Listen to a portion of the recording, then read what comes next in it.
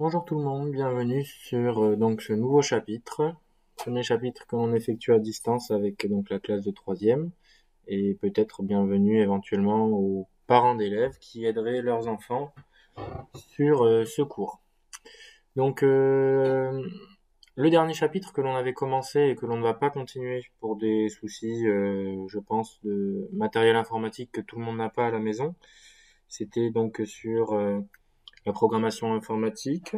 On va pas continuer, on fera ça quand on sera de retour au lycée et qu'on aura tous un ordinateur devant soi pour pouvoir utiliser Scratch. Parce que là, c'est compliqué pour moi de vous dépanner si vous n'y arrivez pas et je pense que tout le monde n'a pas un ordinateur à la maison. Donc on va commencer un chapitre vraiment indispensable pour le passage au lycée. C'est le chapitre, comme vous le voyez là, donc sur les notions de fonction, fonction affine, fonction linéaire. Alors du coup, ça sera la séquence 7, même si la 6, je le répète, on l'a pas encore terminée. Première partie de ce chapitre, un petit rappel du collège sur les repérages. Les repérages dans le plan. Donc je vais savoir lire les coordonnées d'un point dans un repère, ici, placer un point en fonction de ses coordonnées. Donc ça, tout ça, vous savez faire, c'est le principe de la bataille navale. Hein. C'est je place un point et je sais dire à quelqu'un qui ne regarde pas la même feuille que moi, je saurais lui dire de placer le même point que moi. Donc vous me demandez souvent à quoi sert ce qu'on est en train de faire en cours. Mais là, vous le savez, si vous faites des études peu importe dans quoi, ça vous servira forcément. Dans la mode, ceux qui poursuivront les coordonnées, c'est super important. L'architecture, etc. Dans plein de métiers, on se sert de ce qu'on appelle les coordonnées. Voilà. Alors, première partie, pour se mettre en jambe, juste lire des coordonnées. Donc là, on vous demande de lire les coordonnées des points A jusqu'à L dans le repère ci-dessous. Ça fait donc 1, 2, 3, 4, 5, 6 fois 2, 12. Ça vous fait donc 12 points pour lesquels vous allez devoir trouver leurs coordonnées. Alors, je vais en faire 4 avec vous. Je pense que c'est bien, 4. Et du coup, je vous laisserai faire la suite. Donc, pour le point A, ici, alors, on fait un petit point très rapide. Pour ceux qui ont un ordinateur, vous téléchargez la version Word si vous avez Word. Vous téléchargez la version ODT si jamais vous n'avez pas Word, qui est un logiciel payant, mais que vous avez LibreOffice ou OpenOffice, qui sont des logiciels gratuits. Et pour ceux qui ont une imprimante, vous prenez le fichier PDF que vous imprimerez. Et donc, quand on commencera quelque chose, je vais vous demander de mettre pause à la vidéo, de le faire vous-même, d'essayer de le faire vous-même avant de regarder ce que je fais avec vous. De toute façon, il y aura des choses que je ne corrigerai pas, que vous serez obligé de faire tout seul, et vous aurez la correction la semaine d'après. Et le travail sera à rendre sur École Directe, systématiquement. Il ne sera pas systématiquement corrigé, mais un travail non rendu sera compté comme une absence. Voilà pour ce qui est des règles. Donc pour le point A, donc si vous voulez essayer de commencer tout seul, vous mettez pause maintenant. Moi, je commence. Donc pour le point A, on commence par lire toujours les abscisses, puis les ordonnées. Alors comment ça marche? Je fais un petit rappel sur... je vais y arriver. Alors, donc petit rappel, lorsque vous avez un repère, je vais y arriver, désolé, nouveau matériel.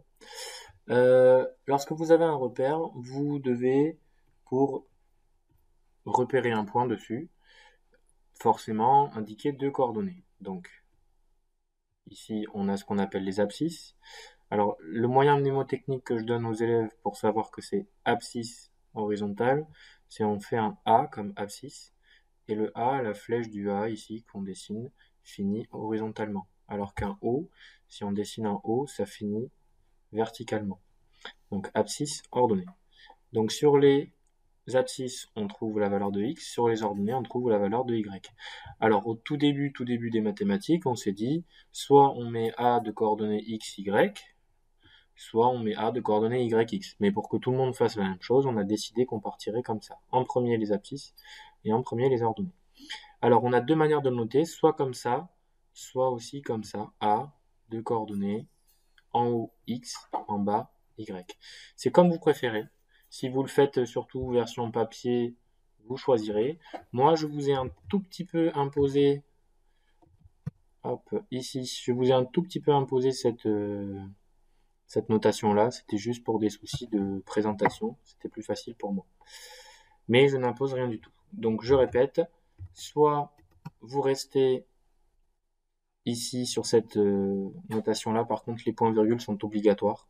Et pas de virgule, parce que si jamais vous écrivez quelque chose comme ça, donc B de coordonnées 1,2,5, ben on ne sait pas qui est l'abscisse qui est l'ordonnée, hein. On ne sait pas si c'est 1, 2,5 ou si c'est 1,2 et 5. Donc on met bien un point-virgule ici pour dire que ça c'est l'abscisse et ça c'est l'ordonnée. Voilà. Alors, hop, j'efface mon tableau.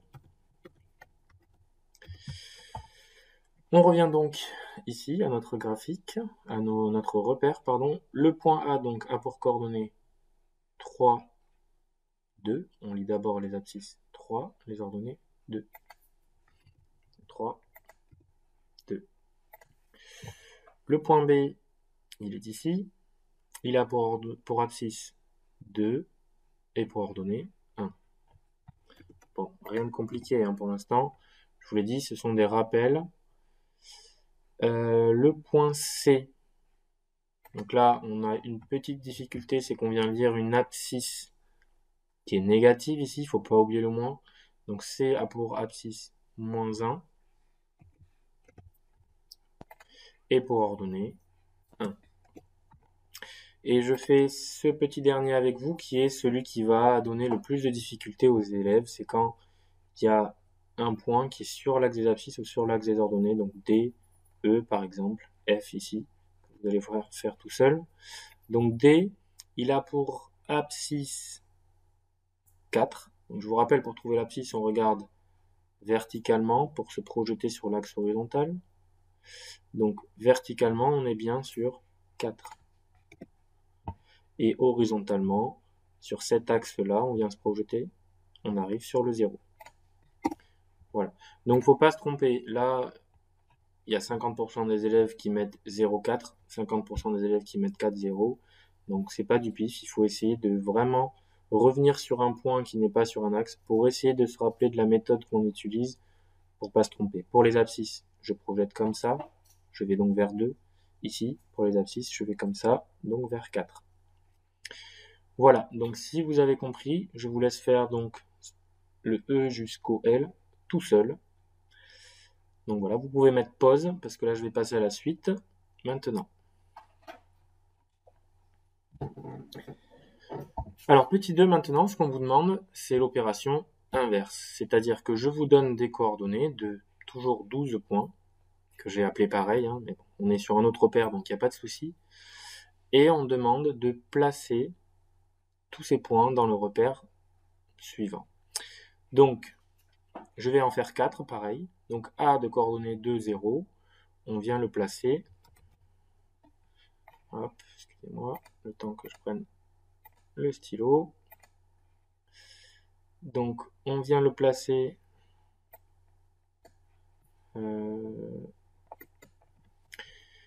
Donc, A de coordonnées 2, 0. On vient le placer ici. Donc, 2 et 0. Donc, 2 veut dire j'avance de 2 ou je recule de 2.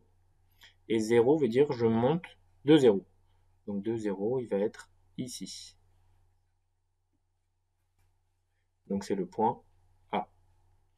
Ensuite, le point B de coordonnées 1, 2. Donc ça veut dire j'avance ou je recule de 1. Donc là, comme c'est positif, j'avance de 1 depuis 0 ici. Donc j'avance de 1 et je monte de 2. J'avance de 1 et je monte de 2. Donc je monte puisque, bien entendu, 2 ici est positif. Donc ça, c'est le point B. Désolé si c'est pas très joli. C a pour coordonnées moins 1, moins 1. Donc qu'est-ce que ça veut dire moins 1? Ça veut dire je recule de 1. Et là, moins 1, c'est pas je monte, mais je descends de 1.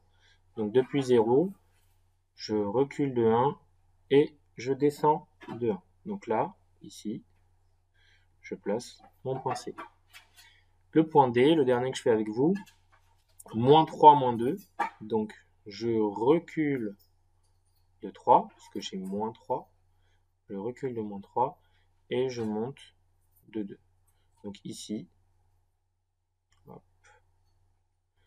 j'ai le point D. Voilà, donc pour ce qui est des placements des 4 premiers points là. Et pour la suite, je vous laisse faire. Donc il y en a... Le point A, c'était le plus dur, on va dire, parce que du coup, encore une fois, c'est ceux qui sont sur l'axe des abscisses et sur l'axe des ordonnées qui sont les plus durs à placer. Donc là, je vous laisse faire. Alors, chose que j'ai oublié de préciser, c'est que lorsqu'on utilise un repère, il faut forcément rappeler où sont les abscisses et les ordonnées. Et comme vous allez le voir sur votre calculatrice, sur GeoGebra, etc., c'est pas toujours dit. Pareil pour le centre du repère, qu'il faut toujours qu'il soit bien indiqué. Donc quand c'est pas fait, vous le faites pour moi, s'il vous plaît. C'est juste un oubli de ma part. Voilà, donc je vous laisse continuer pour cette petite partie-là. Pour la suite, hop, on va passer donc vraiment à la notion de fonction. Donc on va apprendre à lire ce qu'est une fonction. Je vais vous faire un petit rappel sur ce que sont les fonctions. Donc déjà, je vous laisse bien maîtriser cette première partie parce que si vous ne savez pas donner des coordonnées d'un point, vous allez avoir du mal à venir lire les coordonnées d'un point sur une fonction, lire ce qu'on va appeler les images et les antécédents sur une fonction. Donc voilà, maîtrisez bien ce truc-là. Avant de passer à la suite, prenez votre temps. Donc ce que je vais faire, c'est que je pense que je vais faire 2 vidéos. Donc première vidéo, celle-ci, je vais vous la mettre en ligne déjà pour que vous puissiez commencer à travailler. Et ensuite, je vous mettrai en ligne la deuxième vidéo sur la deuxième partie. Voilà, à tout à l'heure.